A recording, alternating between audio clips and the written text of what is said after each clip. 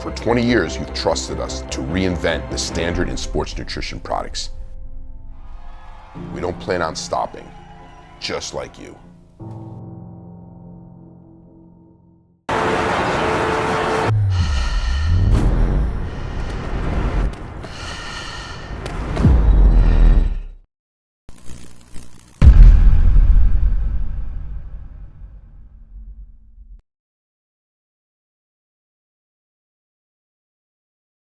First time I went up the stairs, it was the pool hall next door. Yeah. So it smelled like piss and alcohol.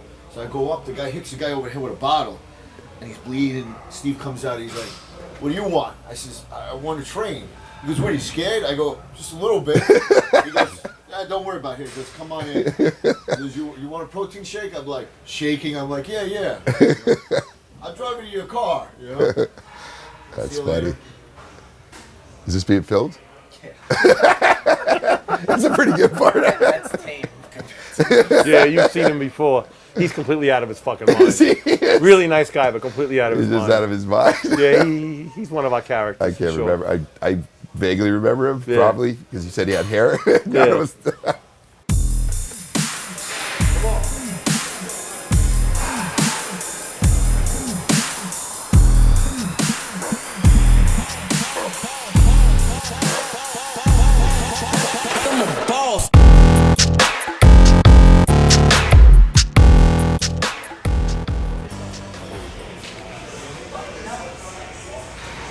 What's up, Rich? Hey, what's up? How you Good doing? to see you, Steve. Good to see you too. Long time. I know. How you Cool. feel? Good. You look good. Thank you. So do you. We're trying to defy the age. It's not easy. No. It's pretty interesting, Steve. How old is this gym now? 31 years, going on Wow. 32. So I remember training in this gym when I was pro. Yes. And that's pretty amazing. I just went through the gym to look at the pictures. Oh, there's and pictures of you up here. I know. I got Yeah. a picture here, and there's a picture back there, Yeah. and from my competitive days. There's a poster of you back there somewhere. Yeah, you had a new age muscle. That's it, yeah.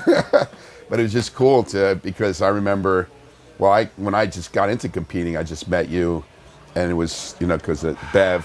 Right. And, she was still going in the Olympia. Yes. And she just got, I think, second place. She got second twice. Yeah. Twice. And that's when I was just making it as the young Then we stud. met in FIBO too. We were in FIBO together. Yeah. The Germany FIBO and stuff. Much different than our day. I mean, from what it was. I mean, there's not guys just posing and stuff, but there's a lot of companies. It's changed a lot. There's a lot of European companies that have taken over. It used to be, American companies. There's a lot of American companies going to Europe for the Europe market. But it's changed now because just the price to ship, because with my company to ship to Europe, there's duties and taxes and shipping that it now makes these guys want to buy domestic brands. Right. So it's changed a lot. How's the company doing? Company's doing good. We're, where we were and where we're at now, it's just growing the awareness, and, I'm not afraid to work. So I'm out there. You were never afraid to work. No, so that's what I did. I took this and put it into bodybuilding, and from bodybuilding into business, and even my setback, I just make it up. Sounds like you're already on your way back up. Yeah, it's just when you gain everything and you lose it and you gain it back, you appreciate it a lot more. It's pretty impressive to lose it and then gain it back again, though. Yeah. Some guys lose it and they'll never come back. Well, that's something that I've always believed in. That if you push yourself, you can't beat a person that never quits. So what do you think of all this? I know you're a big part of the way the bodybuilding's been transitioning. We said it went from my era to being, ultra conditioned, to Dorian's era, to being big, ripped. And then you saw this shift to bodybuilders, like these physique guys, which, no disrespect, I never consider them athletes because they don't pose. They have great bodies. And then I'm happy to see this whole classic division come about. And now it seems that it's just growing leaps and bounds. The athletes, there's just talent. There's so many divisions for so many guys. I mean, I know you don't like physique, but physique gives an opportunity for guys that don't have a lot of muscle to compete, and the guys that want muscle but don't want to be mass monsters. Classic physique is right up their alley. Right there, yeah. And then for the the bodybuilders, which is the hardcore root of our sport, yeah, there's still bodybuilding. And then with the women, you've got bikini, you've got figure, you've got physique, women's physique. Yeah. I mean, you've got all opportunities, no matter what kind of body type you want. That's what's cool about and it. once again, that's Jim Mannion opening up the gates with these different divisions. Yeah. Having the foresight to see the future and let it happen. Yeah. Instead of some of these other people, no, it's just bodybuilding. No, he saw there was a future in other divisions. No, I definitely see it. Not that I don't say I don't appreciate physique, but it's just, it always looks like you said to me, it's a stepping stone to become a classic bodybuilder now. It is. So it's the vision for a guy that doesn't want a lot of muscle, that comes to the gym, trains, Yeah. hits the weights, does some cardio, doesn't Looks want great. a lot of muscle. Yeah, it's a beach body. Beach body, yeah. But these guys have like small waists. Great bodies, great structure. They can do vacuums, wide clavicles. They look like Lee Haney but today. Yes, You you're know? right. So I think it's an amazing thing that's happening in the sport that's giving, like you said, everybody an opportunity to compete. These guys just want that muscle, you know. Yeah. It's addictive, you know. You start with physique, and then all of a sudden you want more muscle, and then you move to classic. It's a stepping stone, which is good. It gives somebody a chance to taste the success of competing, and then want to take it to the next level. Do you think anyone who does classic can do bodybuilding? Pretty much, honestly. If they want to go to that next level. If they do want to go to the next level, you know, Yeah. I do believe that. Because it's... Some of them then have I see great shape. they're Great just shape. so genetically gifted, some of these classic bodybuilders. So I'm just looking at them and said, shit, if these guys were around when I was competing, I would never win. They're just so the kid good. that won the New York Pro, Regan, I mean, Yeah. he was a bodybuilder. He came all the way down from 300 pounds. That's amazing. He looked unbelievable, and he won the show. So how do you think he'll do in the Olympia? I think he's going to be dangerous. He's going to be dangerous, He's a dangerous too. guy, yeah. So I mean, there was some real good talent. There really He's a was. tall guy, too, Yes, obviously. he is. Cool. Big guy, and his shape was great as a bodybuilder, but it showed through as a classic guy, too. So it showed because he's got the structure. Yeah, no, he... So he dropped made 100 pounds, close to 100. So like 230 70, from... Yeah, like 70. It's a lot of weight. Very hard to do. And so he had to lose muscle to get there. Yeah, and he still looked great. And he still was looked doing great. the vacuum, and he was Wow. very impressive. That's cool. Social media blew it up. It Really did. blew it up. But there's a lot of guys that are in social media, but they never compete. I know, it's weird. You could be a star now without being in the magazines this no guy, more. Joey Swole, was a guy. Right. I never seen him compete. He looks No. like he looks good.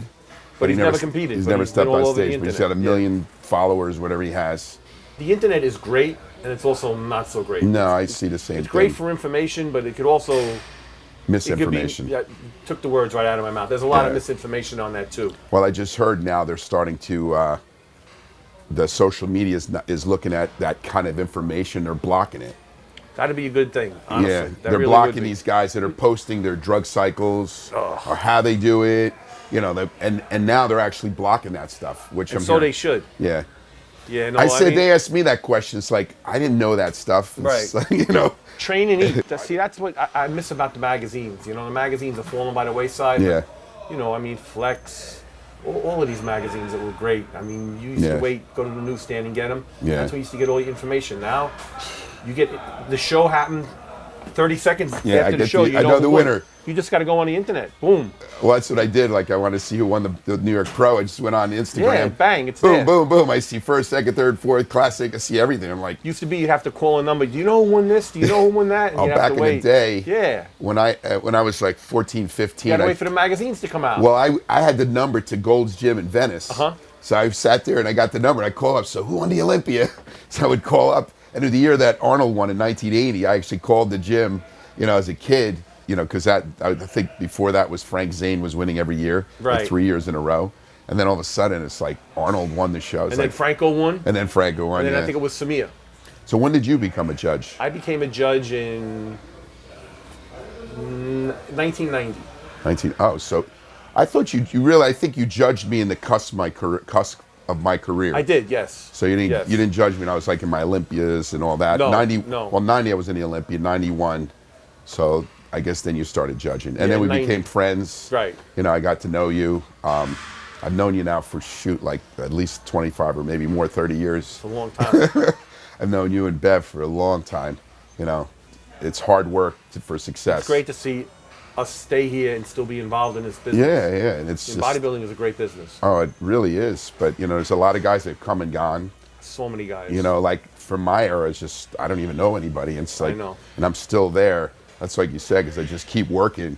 You know, I'm not going to sit there and just fall back and just keep going. And you Hard just do work pays off for sure. and just like what you're doing. There's no luck. There's just a lot of hard work. Hard work brings luck. Yeah, and then what happens is like sometimes you fall back a little bit, but you just gotta Get forward again. just get forward again.